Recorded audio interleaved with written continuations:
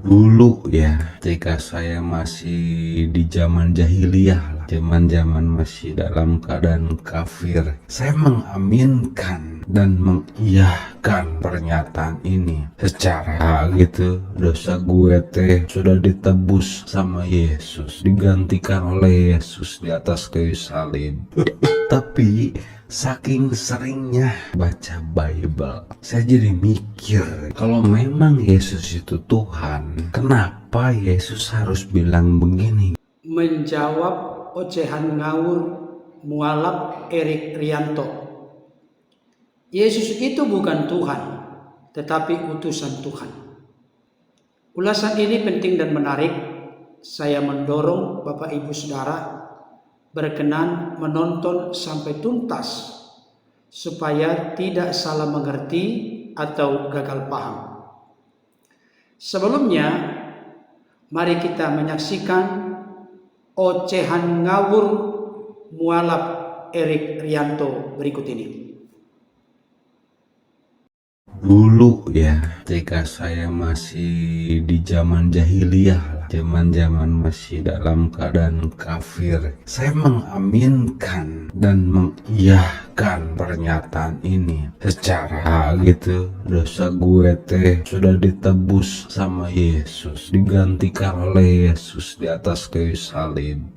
Tapi saking seringnya baca Bible, saya jadi mikir, kalau memang Yesus itu Tuhan, kenapa Yesus harus bilang begini gitu? Aku bersyukur kepadamu Bapa, yaitu Allah, Tuhan langit dan bumi. Itu terdapat dalam Matius 11 ayat 25 ya. Hayo Allah. Malah Yesus bilang begini nih di dalam Lukas 4 ayat 18, Roh Tuhan ada padaku, oleh sebab Ia, yaitu Allah, telah mengurapi aku untuk menyampaikan kabar baik atau Injil kepada orang-orang miskin, dan Ia, yaitu Allah, telah mengutus aku. Inilah pekerjaan yang dikehendaki Allah atau dikehendaki Allah, yaitu hendaklah kamu percaya kepada Dia, yaitu Yesus yang telah diutus sama Allah. Itu terdapat dalam Yohanes 6 ayat 29. Loh, bahkan ketika Yesus mengajar di bait Allah, Yesus tuh ngomong gini nih, memang aku kamu kenal dan kamu tahu dari mana asalku. Namun aku datang bukan atas kehendakku sendiri, tetapi aku diutus oleh Dia, yaitu Allah yang benar, yang tidak kamu kenal. Aku kenal Allah sebab aku datang atau diciptakan atau dikirim oleh Allah, dan Dialah Allah yang mengutus aku. Itu terdapat dalam Yohanes 7 ayat 28 sampai 29 ya. Tuh, bayangkan kalimatnya jelas. Terus Yesus ngomong gini nih di dalam Yohanes 5 ayat 24. Sesungguhnya barang siapa mendengarkan perkataanku dan percaya kepada Dia, yaitu Allah yang telah mengutus aku, ia mempunyai hidup yang kekal dan tidak turut dihukum, sebab ia sudah pindah dari dalam maut ke dalam hidup. Ini tuh seperti mualaf. Baik Bapak Ibu Saudara, tadi kita sudah menyimak dan memperhatikan ocehan ngawur atau penjelasan yang super keliru dari seorang mualaf bernama Erik Rianto. Beliau begitu antusias, semangat dan percaya diri membahas atau mengutip-ngutip ayat Alkitab, tetapi dengan pengertian yang keliru, salah, dan menyesatkan. Pertama-tama beliau berkata begini, dulu ketika saya di zaman jahiliyah, waktu masih kafir, saya mengaminkan dan mengiyakan pernyataan di mana dosaku sudah ditebus sama Yesus. Dosaku sudah digantikan oleh Yesus di atas kayu salib. Tapi saking seringnya baca Bible, saya jadi mikir, artinya beliau sebelumnya sudah percaya bahwa Yesus itu adalah Tuhan. Tetapi setelah sering membaca Alkitab, akhirnya beliau mikir bahwa apa yang diyakini dan dipercayai sebelumnya, bahwa Yesus itu adalah Tuhan, ternyata menurut saudara kita mualaf Erik Rianto ini, hal itu tidak benar atas dalil argumentasi alasan, di mana beliau tadi mengutip ada 5 ayat dari kitab Injil, secara khusus dari Injil Matius, Lukas, dan Yohanes. Saudara dikasih Tuhan, terkait dengan saudara kita Erik Rianto ini yang tadinya beragama Kristen, beralih keyakinan menjadi Muslim atau Islam, itu adalah hak asasi beliau. Tidak bisa kita mencampuri atau mengintervensi, karena keyakinan atau keimanan termasuk agama adalah hal privat yang menjadi pilihan seseorang. Tetapi saya merasa bertanggung jawab untuk memberikan respon dan tanggapan atas ocehan ngawur dari mualaf Erik Rianto ini, oleh karena beliau seenak jidat, seenak budel mengartikan Alkitab secara salah, keliru, dan menyesatkan. Adalah tugas kami orang-orang Kristen berapologetika, memberikan pembelaan iman ketika keyakinan kami, doktrin ajaran kami, ketika kitab suci kami, Bible atau Alkitab, disalah mengerti atau disalah pahami oleh orang-orang di luar Kristen, secara khusus dalam momen atau kesempatan ini oleh mualaf Erik Rianto. Saya akan membahas satu persatu ayat-ayat yang beliau sudah bacakan tadi. Tetapi perlu saya ingatkan, saudara kita Erik Rianto ini mengartikan Alkitab dengan cara mencomot-comot ayat dari kitab suci tanpa memperhatikan ayat-ayat sebelum dan sesudahnya. Saya kasih tahu kepada orang-orang Kristen, termasuk orang-orang di luar Kristen, yang benar-benar rindu sungguh-sungguh mengerti, memahami, menggali, mengeksplorasi Alkitab, jangan sampai kita melakukan tindakan fatal, mengutip, mencomot satu ayat, apalagi satu ayat pun tidak lengkap, dan membangun doktrin, ajaran, pengertian, pemahaman dari ayat tersebut tanpa memperhatikan ayat-ayat sebelum dan sesudahnya. Kenapa? Karena teks-teks dalam Alkitab itu tidak mungkin diartikan berdiri sendiri lepas dari teks-teks yang lain, karena seluruh isi Alkitab ini diilhamkan oleh Roh Kudus, maka mustahil kontradiksi antara ayat yang satu dengan ayat yang lain. Itu sebabnya model saudara kita Erik Rianto ini, ketika beliau menggali dan mengartikan Alkitab seenak udel, seenak jidatnya, maka langsung ketahuan, langsung terbongkar dan tersingkap sejauh mana ilmu, pengetahuan, pengertian, pemahamannya akan Alkitab. Semakin beliau banyak mengutip-utip ayat Alkitab, semakin menunjukkan kedangkalan, kemiskinan beliau dalam memahami Alkitab. Sekarang kita bahas satu persatu ayat yang beliau maksud. Pertama, ayat yang dibuka beliau, yang mana beliau berkata, saking seringnya baca Bible, akhirnya beliau jadi berpikir, Matius 11 ayat 25.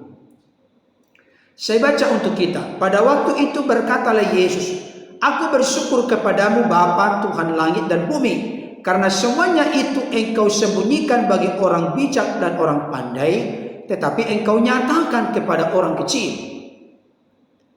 Nah, dari apa yang coba ingin dipaparkan oleh saudara kita Erik Rianto ini? Masa sebagai seorang Tuhan bersyukur kepada Bapa yang adalah Tuhan langit dan bumi? Maka orang yang bersyukur kepada Bapa Tuhan langit dan bumi, maka orang itu pasti bukan Tuhan. Kan itu yang mau digolkan oleh saudara kita Erik Rianto ini. Makanya beliau menegaskan bahwa Yesus itu utusan Tuhan, bukan Tuhan. Nah, sekarang saya ingin tegaskan titik kelemahan dari polemikus Muslim, termasuk sekelas almarhum Ahmad Dedan, demikian juga Dr. Zakir Naik, demikian juga Ustadz Kainama, termasuk polemikus-polemikus yang lain, sama sekali tidak mengerti dan tidak memahami tentang pribadi Yesus Kristus. Saya mau tegaskan, setuju tidak setuju, suka tidak suka, senang tidak senang, di dalam keyakinan orang Kristen bukan sekedar dari rumusan bapak-bapak gereja, tetapi dari apa yang dinyatakan dalam Alkitab, menunjukkan, membuktikan bahwa Yesus itu memiliki satu pribadi, pribadi Sang Logos, pribadi Sang Firman. Pribadi Yesus, Sang Logos, Sang Firman itu memiliki dua natur, sifat, tabiat atau keadaan, yaitu natur atau keadaan sebagai manusia dan natur keadaan sebagai ilahi atau Allah. Kedua-duanya bisa dibedakan tapi tidak bisa dipisahkan. Itu ada dalam satu pribadi Yesus Kristus. Dengan demikian, kami orang-orang Kristen tidak pernah merasa risih, terganggu, jadi goyah, ragu imannya. Karena Alkitab memaparkan keadaan Yesus sebagai manusia dan keadaan Yesus sebagai yang ilahi. Dan saya ingin sampaikan, mengajari saudara kita mualaf Erik Rianto ini, kalau engkau mencomot-comot ayat Alkitab yang mengindikasikan atau menunjukkan, yang menjelaskan secara eksplisit Yesus dalam keadaan sebagai manusia, sehingga engkau menolak keilahiannya, itulah gagal pahammu yang sangat fatal. Kenapa? Karena kita tidak bisa menilai Yesus bukan ilahi dari sifat keadaannya, naturnya sebagai manusia. Yesus lapar, berpuasa, disunat, berdoa, takut di taman Getsemani, sedih, menangis, mati di kayu salib. Itu menunjuk kepada pribadi Yesus yang satu dalam natur keadaan kemanusiaannya. Tapi ketika sudah dikatakan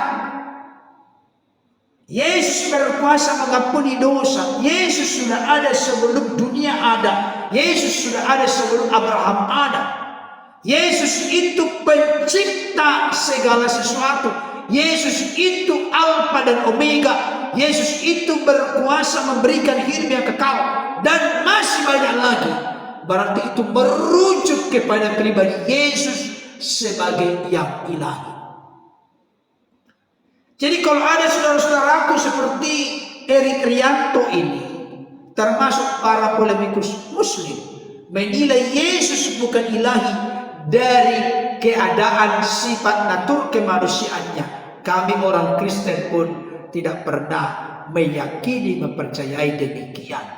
Hanya gagal paham adalah engkau tidak mengerti pribadi Yesus Sang Logos, Sang Firman itu memiliki dua natur, natur kemanusiaan, natur keilahian. Jadi dalam konteks ini, ketika Yesus berkata, aku bersyukur kepadamu Bapa, Tuhan langit dan bumi, berarti di sini Yesus menunjukkan keadaannya sebagai manusia yang bersyukur kepada Bapa. Tapi keadaannya sebagai yang ilahi, mustahil yang ilahi bersyukur kepada yang ilahi. Tapi jangan lupa, baru di ayat 27 sudah terlihat kembali bagaimana keadaan Yesus sebagai yang ilahi dinyatakan. Ayat yang berdekatan disebutkan keadaan Yesus sebagai manusia dan keadaan Yesus sebagai yang ilahi. Ayat 27. Semua telah diserahkan kepadaku oleh Bapakku, dan tidak seorang pun mengenal anak selain Bapa, dan tidak seorang pun mengenal Bapa selain anak, dan orang yang kepadanya anak itu berkenan menyatakannya. Perhatikan, semua telah diserahkan kepadaku oleh Bapakku. Semua. Pertanyaan saya, adakah manusia di dunia ini di mana semua diserahkan kepadanya? Tokoh mana? Sehebat apapun, sebanyak apapun pengikutnya, sepopuler terkenal apapun, gak pernah diberikan semua diserahkan kepadanya, kecuali diserahkan kepada Yesus. Maka jelaslah Matius 28 ayat 18 berkata, kepadaku telah diberikan segala kuasa di sorga dan di bumi. Ini pasti terkait dengan keilahiannya, kepenguasaannya, ketuhanannya.